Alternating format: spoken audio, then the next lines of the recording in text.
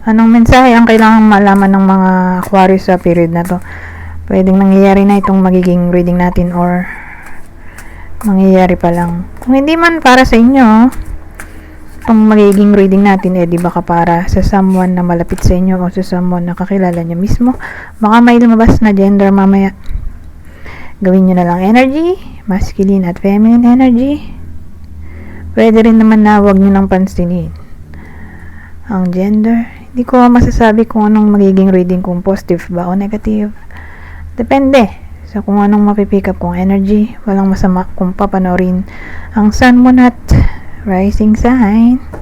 Kasi bakalin man sa mga yan ay mag-resonate na sa sitwasyon nyo. So meron tayong death card, 10 of swords, temperance. So pwedeng magkarugtong sila, pwede ring hindi. So pwede ring ito lang yung magkarugtong, ito hindi, or lahat sila hindi magkarugtong. So depende. Sasabihin ko naman kapag nagdugtong. So this card, meron tayong 2 of cups. Yun. The devil. Ano to?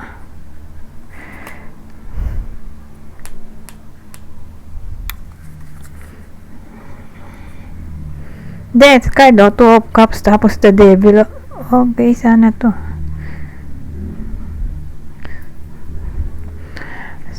Since confusing, dadagdag ako ng ibang detalye. The sun. Ibang topic dito.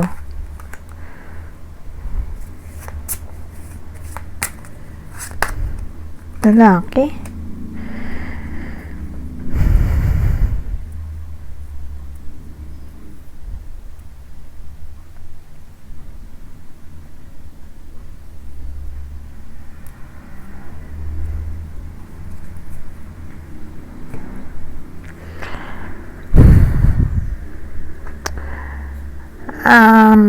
Iniisip ko kung anong topic ba, pero may lalaki.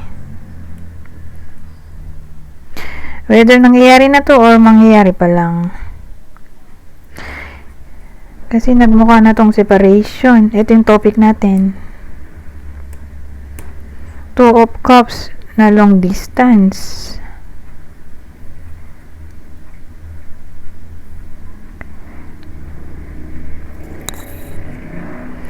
Anong cause ng separation? Ito, itong dalawa. Too much indulgence. Kumbaga nagkaroon ng revelation siguro. Who knows, baka ano to? Cheating? So, whether nangyayari na to or mangyayari pa lang, pero ano to separation wedding. Okay? At ang cause ng separation nga ay cheating. Nagkaroon ng revelation. Ang mag-lovers dito ay magkalayo sila. Baka nasa abroad yung isa, or baka parehong nasa Pilipinas pero magkalayo lang ng lugar. Or baka foreigner yung partner. Pero tingin ko ang nag-cheat dito ay lalaki. Lalaking tao. Ngayon, kung sa tingin nyo, di kayo yan, di baka para to sa someone na malapit sa inyo. Na ganun yung senaryo. Base dun sa sinabi ko. So, ulitin ko, whether nangyayari na yan or mangyayari pa lang. Anong continuation ng sinabi ko? Ito, dito na papasok yung 10 of swords.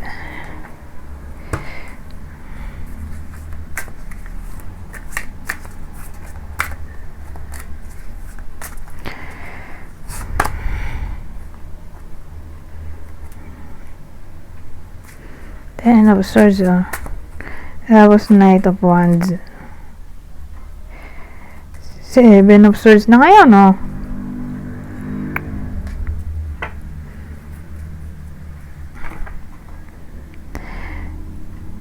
Ayusin ko lang tong ginamit kong card at ayoko nang masikip.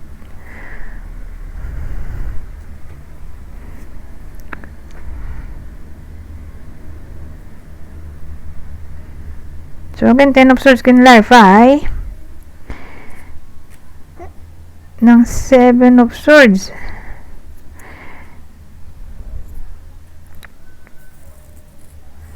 Kasi ang dating sa akin, ito na yung near future. Separated pa rin. Kasi present pa rin yung cheating. May someone dito matigas ang ulo. Sa near future, walang pagbabago. Ito far future.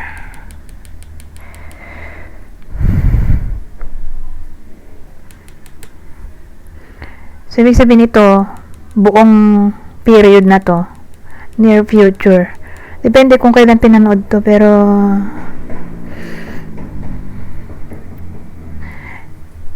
tingin ko ito na yung pinaka buong period.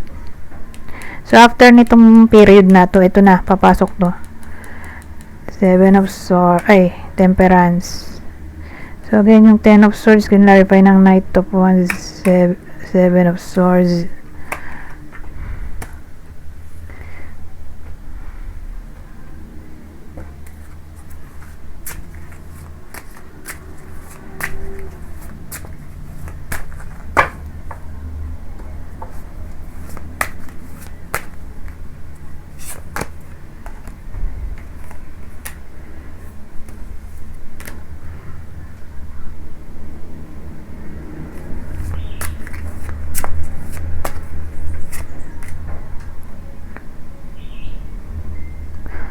Oh, ito maganda, Temperance, Three of Pentacles, the Lovers.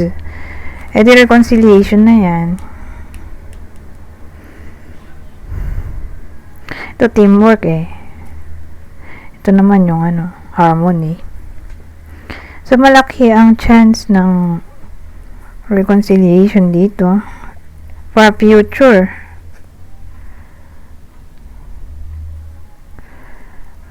Ang tanong, kailan yung far future? At least, di ba? Naging maganda yung scenario, kaya lang matagal pa.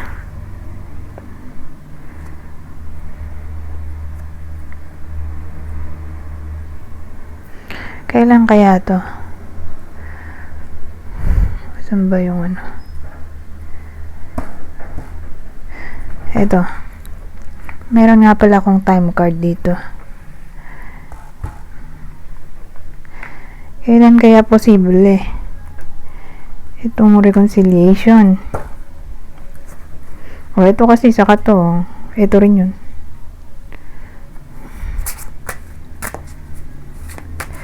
Posible pa pala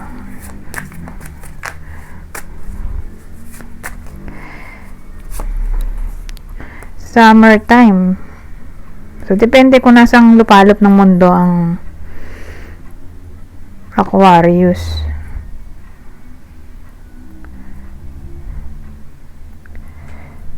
Pero summertime edi kung Pilipinas, March to May. Teka. Para summer in Philippines. Teka lang. Month March 1, 2026 to May 31, 2026. Ayan. Parehong Sunday.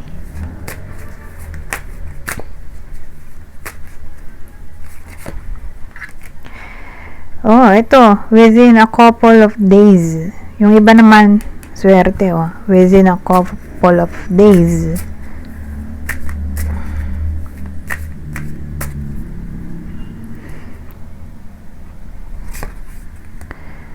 Not anytime soon. So, ito yung possible time frame kung kailan tong reconciliation. Summertime, within a couple of days, not anytime soon. Eh kung not anytime soon, eh hindi nga to papalo ng March. Ito buong summertime. So depende nga kung nasa ang lupalop ng mundo. Iba-iba kasi ang summertime. Ang month ng summer. Ito swerte oh. Within a couple of days. So pag ganito within a couple of days, papasok na to ng period na to.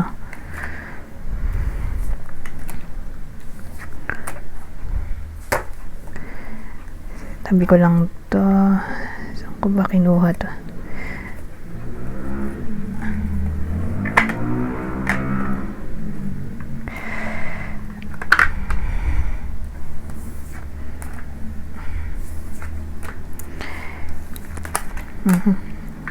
So dito naman tayo sa possible zodiac sign.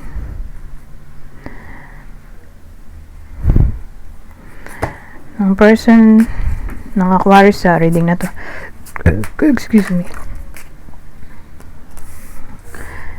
Virgo, Capricorn,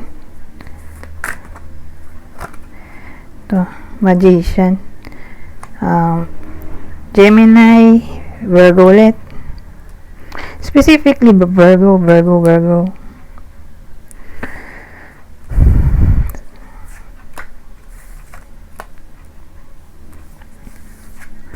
Yan, kung di man para sa inyo yung reading, eh di baka para sa someone na malapit sa inyo, kakilala o idol, ito ang possible zodiac sign niya.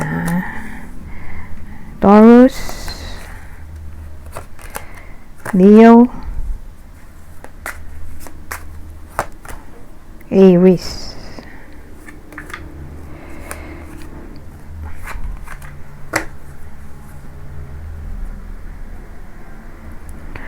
Clue. Iba pang clue. Same instruction. Kunin nyo lang yung clue na sa tingin nyo ay fit sa sitwasyon or clue. Kunin nyo lang yung clue na sa tingin nyo ay fit sa sitwasyon nyo or ng kakilala nyo. Okay, so yung clue natin pwedeng tumama sa inyo mismo, sa person nyo, kakilala o idol. Ito straight ang buhok. May someone na straight ang buhok. Square ang shape ng face. Kalbo. Bald. Wavy hair. So, dalawa yung hair dito. Straight or wavy. Depende. So, again, kunin nyo lang yung clue na sa tingin nyo ay fit sa sitwasyon nyo or sa kakilala nyo.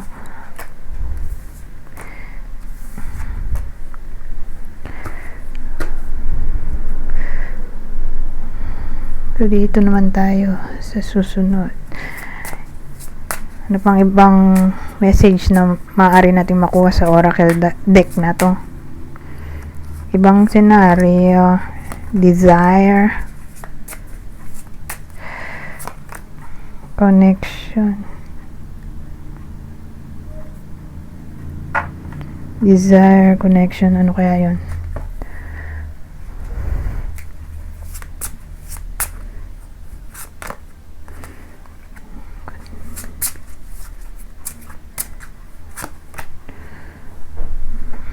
Desire, connection, ring mountain,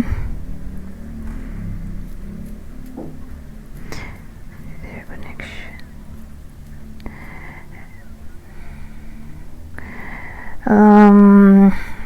pwedeng unblocking to, depende kung sino yung nag-block, pero may possibility ng unblocking. Ngayon, reconnection from someone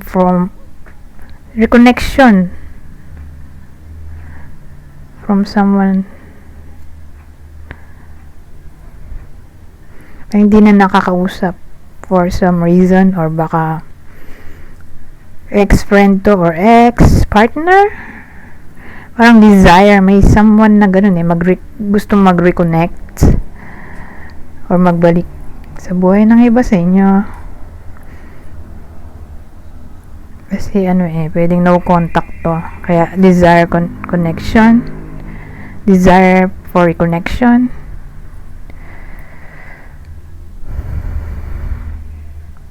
or reconciliation, desire connection, ring mountain. May someone na gustong makipagbati.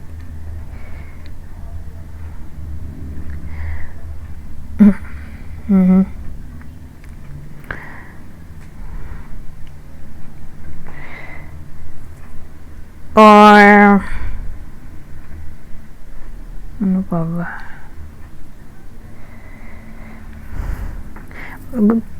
Connection sabihin ko sana gusto mag-abroad kaya ng connection to.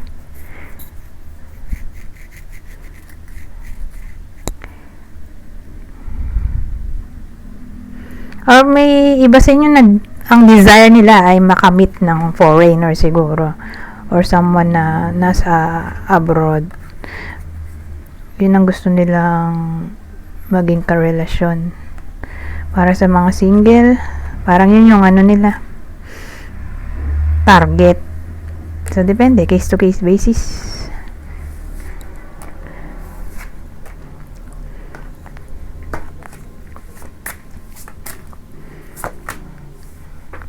Ito, memory,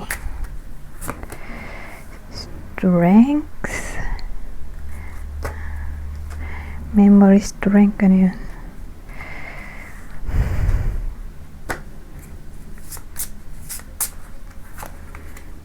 Ito, may bata dito. Ayun. Memory, strength. Child at weep. Memory, strength.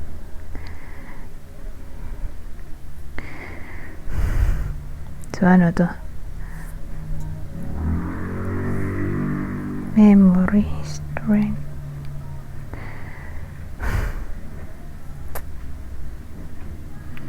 So, ang dating sa akin may someone, pwedeng kayo mismo to or ibang tao.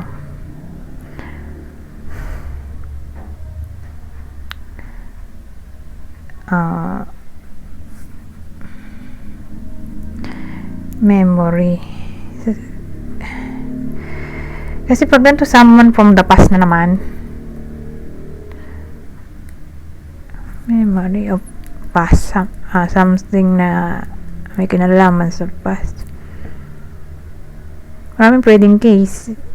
So, yung strength ay kalimutan ng past. Maging open na kalimutan ng past, lalo na kung ang past ay may kinalaman sa arguments. Arguments, conflict, violence, abuse, or masakit magsalita.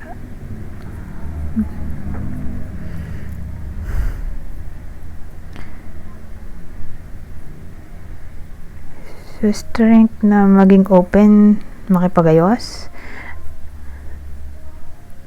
Or kung di man possible, kasi syempre mahirap, 'di ba? Siguro magpatawad sa mind na lang. Kasi parang for some reason magre-resurface yung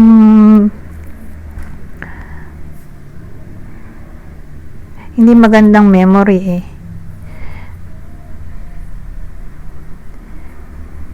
Si strength ito pag open up. So, ang dating sa akin, i-embrace. Karoon ng strength i-embrace yung nangyari sa past. Na para bang past is past. So, again, kundi posible yung reconciliation dahil mahirap nga yan. Lalo't yung mismong offender or abuser hindi naman nakikipagbati, di ba? Paano yun? Ang dating sa akin, kung di posible nga, di sa mind lang. Patatawarin sa mind lang.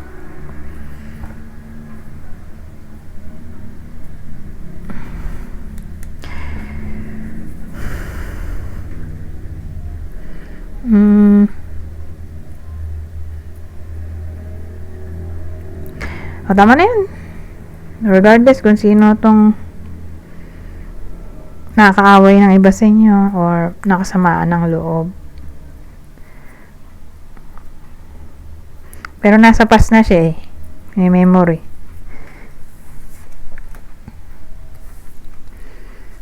Pero may child kasi tayo eh.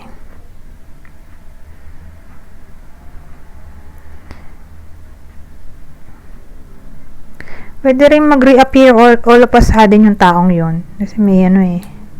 Child nga tayo. Na pwedeng may kinalaman sa new beginning. Baka makita all of a sudden yung taong yun.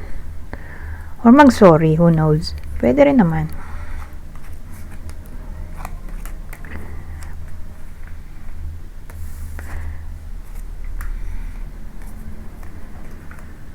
Ngayon, 21 minutes na to. So, dahil 21 minutes, dito na tayo sa last day ko. Babasahin ko na lang tong part na to. Kunin nyo lang ang mensahe na sa tingin nyo ay fit sa sitwasyon nyo. General advice at prediction na tong deck na to sa period na to.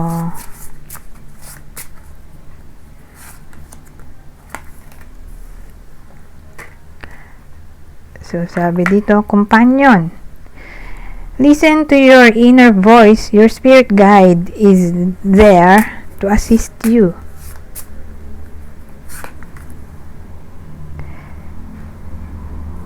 Ito, dance with your shadows.